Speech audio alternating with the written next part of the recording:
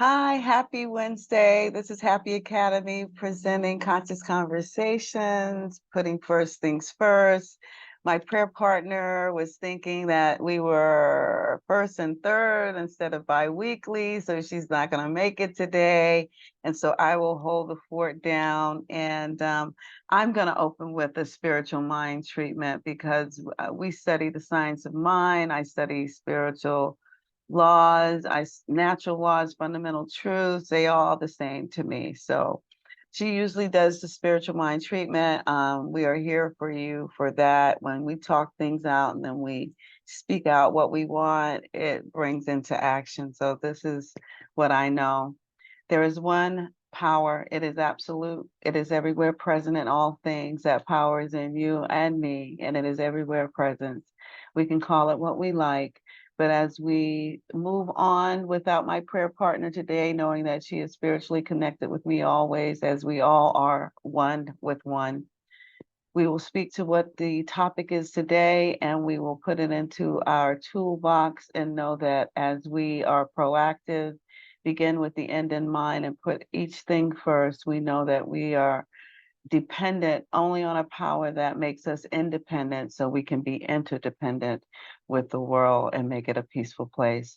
We give thanks for the opportunity to be our best selves every time we can.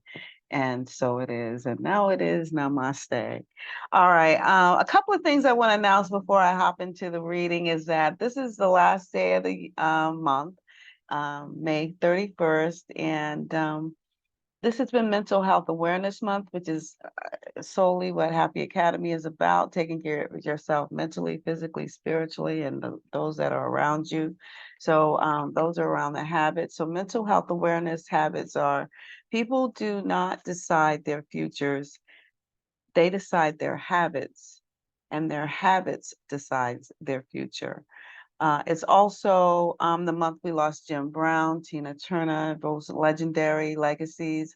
As I send out a laugh, a lesson, I've added a legacy some days, and those two are 52 years together. Earth, Wind, and Fire is a legacy. And also a legacy awareness this month are Asian Americans. And I found that there was a Hawaiian that became was joined Congress and actually ran for president in the 70s. So she was the first woman and she was actually Asian descent. So we have a vast array. We hear a lot of bad news, but there's good news too. So as we put first things first, uh, for May 31st, people expect us to be busy, overworked. It becomes a status symbol in our society if we're busy. We're important. If we're not busy, we're almost embarrassed to admit it. Busyness is where we get our security. It's validating, popular, and pleasing. It's also a good excuse for not dealing with first things first. So it's an excuse. Busyness is an excuse for not dealing with the most important things. I worked for a company called IBM, as most of you know, and if you don't know, it's on the back of Birds of a Feather. And becoming my own boss versus having a boss, you get to decide on your schedule. Not that this wasn't busy and I almost even gave up on it, and that you'll hear that story one day, or some of you have already know it.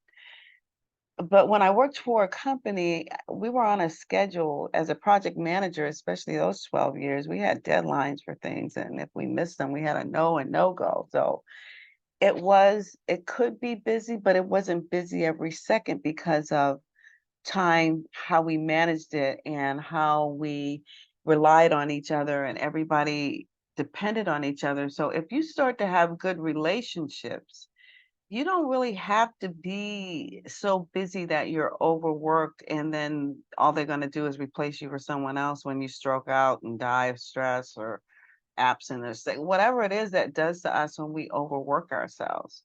So the key is to work relationships.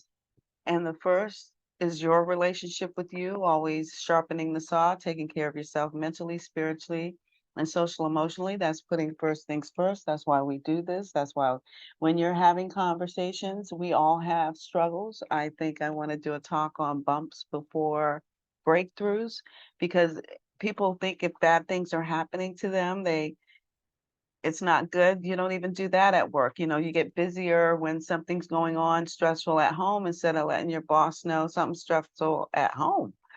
But people don't want to be vulnerable. People don't want to look like they can't do the job. They might get kicked out, but that's where faith comes in. That's a natural law. When you plant a seed, maybe a watermelon seed, let's use that, or corn seed, you expect watermelon or corn to grow.